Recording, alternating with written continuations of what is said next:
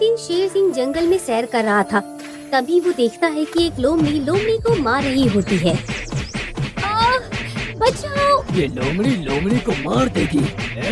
छोड़ उसे। अरे बाप रे, शेर सिंह आ गया, भागो यहाँ से। शेर सिंह को देखकर लोमड़ी वहाँ से भाग जाती है। मेरे पैर! चिंता मत कर लोमड़ी, मैं तेरा इलाज करवाऊंगा। फिर शेर सिंह लोमड़ी के जख्मों पर जड़ी बूटी का लेप लगाता है।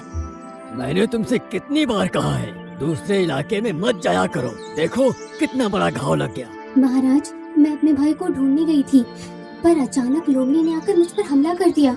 अगर मैं सही समय पर ना आता तो वो लोमड़ी तुम्हें मार देती। हाँ महाराज। अब आज के बाद मेरी अनुमति के बिना बाहर मत जाना।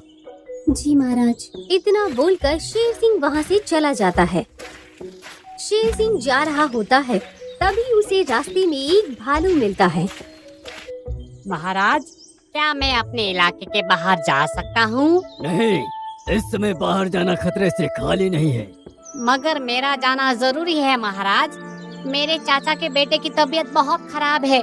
ठीक है, तो मैं तुम्हें वहाँ छोड़ने के लिए साथ आता हूँ। शेर सिंह भालू को उसके चाचा के घर तक छोड़ने जाता है, फिर वापस आकर अपने सिंहासन पर विराजमान हो जाता है। आज एक जरूरी संदेश देने के लिए मैंने आप सबको यहाँ बुलाया है। बताइए महाराज, हमारे लिए क्या संदेश है? बीते कई दिनों से जंगल के बाहर खूंखार जानवर घूम रहे हैं, जो हमारे मासूम जानवरों को अपना शिकार बना रहे हैं। अरे बाप रे! तो मेरी अनुमति के बिना कोई भी जंगल से बाहर नहीं जाएगा। आपका हुक्म सर आँखों पर महाराज। शेर सिंह कई सालों से जंगल की रक्षा करता आ रहा होता है और जंगल के सारे प्राणियों को शेर सिंह पर पूरा भरोसा था। एक दिन शेर सिंह भालू से कहता है, भालू, चलो आज हम दोनों पास वाले जंगल में चलते। लेकिन आपने तो वहाँ जाने से मना कर रखा है महाराज। हाँ, पर मैं तुम्हारे साथ हूँ, इसलिए तुम्हें डरने की कोई जरूरत नहीं। शेर सिंह और भालू की बात हिरनी सुन लेती है और सोचती है, हम सबको शेर सिंह बाहर जाने के लिए मना करते हैं और आज खुद ही भालू को लेकर बाहर जा रहे हैं। शेर सिंह भालू को लेकर चला जाता है, परंतु शाम के वक्त वो अकेला जंगल में वापस आता है। ये देख हिरनी शेर सिंह से पूछती है, महाराज, आप अकेले वापस क्यों आए? भालू कहाँ है? वो आपके साथ गया था ना?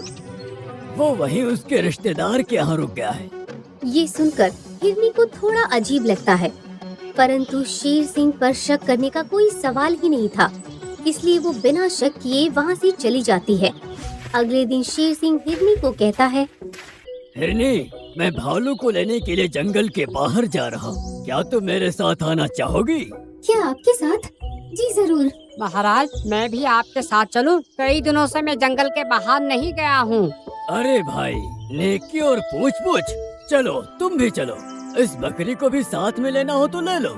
नहीं नहीं महाराज, मुझे तो बाहर जाने से बहुत डर लगता है, आप ही लोग जाइए। शेर सिंह हिरनी और जेब्रा को लेकर वहाँ से चला जाता है। शाम का समय हो चुका था। इस बार भी शेर सिंह अकेला ही जंगल में वापस आता है। ये देख बकरी हिरन से कहती है, जिमी, तेरी बहन भी शेर सिंह के साथ गई थी ना, मगर वो वापस क्यों नहीं आई? चलो महाराज से पूछते हैं। दोनों शेर सिंह के पास जाते हैं। महाराज, मेरी बहन कहाँ है? वो आपके साथ ही गई थी ना? क्या वो अब तक वापस नहीं आए? मैंने तो उनको कब से वापस भेज दिया था। मगर वो अब तक वापस नहीं आए महाराज। हो सकता है वो दोनों कोई काम से वहाँ रुक गए हों। पता नहीं, मगर मुझे उनकी बहुत चिंता हो रही है महाराज। चिंता मत करो, उन्हें ढूंढ कर वापस लाने की जिम्मेदारी मेरी है। तुम लोग अपने अपने घर जाओ, कल सवेरे मिलते हैं। शेर सिंह अपनी गुफा में चला जाता है। रात के वक्त शेर सिंह बकरी को अपनी गुफा में बुलाता है। कहिए महाराज, इस वक्त आपने मुझे यहाँ क्यों बुलाया है? तुम पूछ रही थी ना कि वो दोनों वापस क्यों नहीं आए। हाँ। दरअसल उन दोनों के हाथ बहुत बड़ा खजाना लग गया है। खजाना? हाँ, अगर तुम भी खजाने में हिस्सा पाना चाहती हो तो चलो मेरे साथ। खजाने की लालच में बकरी शेर सिंह के साथ चली जाती है और रोज की तरह आज भी शेर सिंह अकेला ही वापस आता है। अब ये सिलसिला काफी दिनों तक चलता रहा। शेर सिंह रोज जंगल से एक दो जानवरों को लेकर जाता था और वापस वो अकेला ही आता था। एक दिन सुबह की बात है। कल से मेरी बकरी लापता है, वो पता नहीं कहाँ चली गई है। तेरी बकरी कल से गायब है, मगर मेरी हिरनी तो कई दिनों से गायब है। पता नहीं वो इस वक्त कहाँ और किस हाल में होगी। बीते कई दिनों से रोज एक दो जानवरों के लापता होने की खबर आ रही है, पर अब तक किसी का कुछ पता नहीं चला कि वो सब कहाँ हैं। इसका पता लगाना होगा। हाँ, अगर पता नहीं लगाया तो एक एक करके हमारा पूरा जंगल खाली हो जाएगा। तो अब हम क्या करें? हमें इस बात की खबर महाराज को देनी चाहिए। अगले दिन सारे जंगलवासी शेर सिंह के पास आते हैं। महाराज, बीते कई दिनों से हमारे जंगल के जानवर रोज लापता हो रहे हैं। क्या ऐसा कैसे हो सकता है?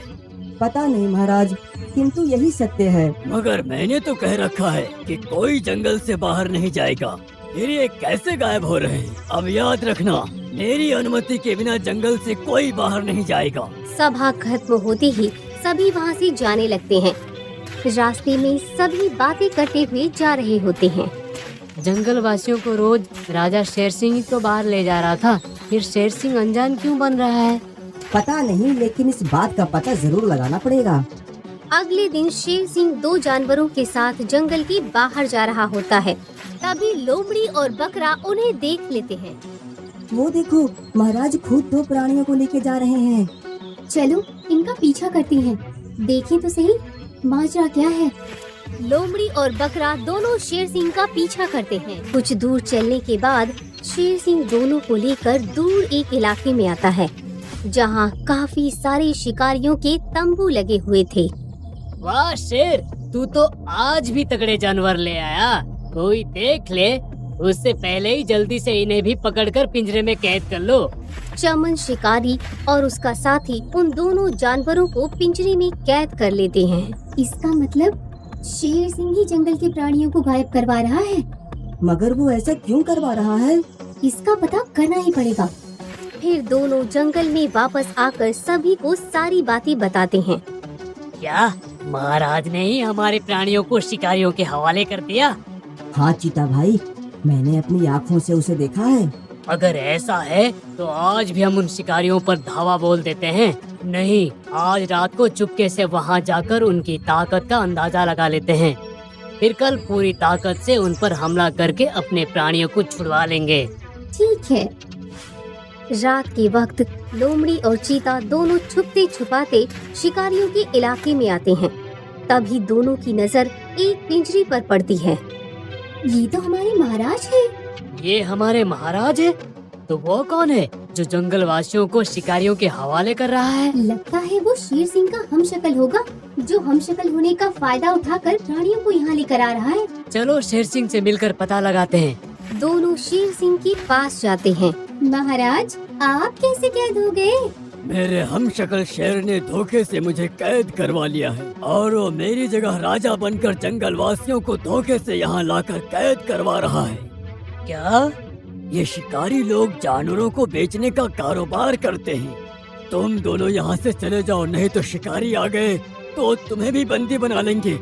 उसी वक्त वहाँ शिकारी आ जाते हैं और उन्हें देखकर चीता और लोमड़ी वहाँ से भाग जाते हैं। वो शेर हमारे राजा का रूप लेकर हमें धोखा दे रहा है। हाँ, पर उसने गलत लोगों से पंगा ले लिया है। अब हम उसी की चाल से उसको मारेंगे। अगले दिन चीता और लोमड़ी उस हमशक्ल शेर सिंह के पास आते हैं। नकली महाराज की जय हो। नकली महाराज? कौन है नकली महाराज? हम आपकी ही बात कर रहे हैं महाराज। दरअसल हम भी उन शिकारियों के साथी हैं, नकली महाराज। अच्छा।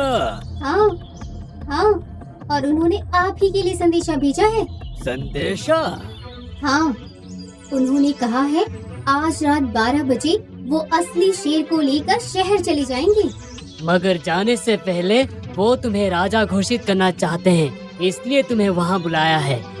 वो मुझे राजा घोषित करना चाहते हैं? ये तो बड़ी अच्छी खबर है। तो आज रात 12 बजे राजा बनने को तैयार रहना, हम भी आपके साथ चलेंगे। रात की 12 बजे लोमड़ी और चीता नकली शेर सिंह को लेकर शिकारियों की बस्ती में आते हैं। चलो सबसे पहले असली शेर सिंह को अलविदा कह देते हैं, उसके बाद शिकारियों को मिलते हैं। हाँ हाँ, क्यों नहीं। बेचारा असली शेर सिंह कल से किसी सर्कस में काम करेगा और मैं जंगल का राजा बन जाऊंगा। तीनों शेर सिंह के पिंजरे के पास जाते हैं। शेर सिंह, आज तुझे शहर ले जाकर किसी सर्कस में बेच दिया जाएगा और तेरी जगह मुझे राजा बनाया जाएगा। और ये तुझसे अच्छे राजा साबित होंगे। ये बहुत अच्छा राज चलाते हैं। जाते जाते तेरी कोई आखिरी इच्छा हो तो बता। हमारे होने वाले राजा तेरी आखिरी इच्छा जरूर पूरी करेंगे। मैं तुम्हारे होने वाले राजा को गले लगाकर शुभकामना देना चाहता हूँ। ये तो बड़ी अच्छी बात है। भाई चीता सिंह, ताला खोलो। शेर सिंह होने वाले राजा से गले मिलना चाहते हैं। चीता ने झट से ताला खोल दिया और जैसे ही नकली शेर सिंह के गले मिलने गया, वैसे ही चीता ने उसे धक्का देकर पिंजरे में धकेल कर ताला बंद कर दिया। मुझे अंदर क्यों कर दिया? बाहर निकालो। तू क्या समझा? हम शिकारियों के पिट्ठू हैं? नहीं, हम असली राजा की वफादार सिपाही हैं। तूने हमारे महाराज के साथ धोखा किया और हमने तुझे धोखा दिया। हिसाब बराबर हो गया। अब सर्कस में मेरी जगह तू बिकेगा। अलविदा धोखेबाज। फिर शेर सिंह, चीता और लोमड़ी मिलकर सारे प्राणियों को पिंजरे से आजाद करवा के जंगल में ले आते हैं। सारे जंगलवासी अपने खोए हुए रिश्तेदारों को देखकर खुश हो जाते हैं। फिर शेर सिंह ने हमशक्ल शेर की सारी बात बताई। फिर चीता और लोमड़ी की बहादुरी की कदर करते हुए उन्हें जंगल का मंत्री बना दिया। अब सब वहाँ खुशी खुशी अपना जीवन बिताते हैं।